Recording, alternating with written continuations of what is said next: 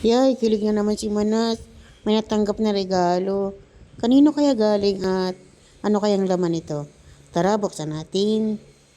Galing nga pala to kay Ate Abby, yung mabait naming kapitbahay dito sa city.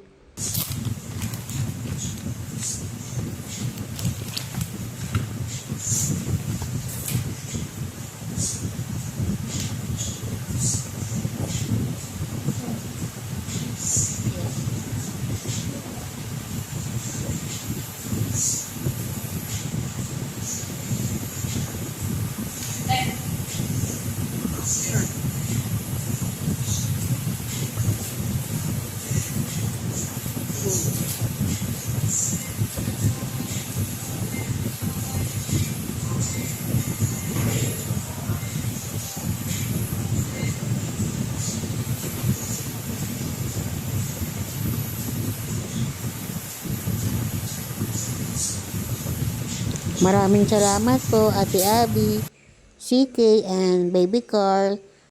God bless you po and your whole family.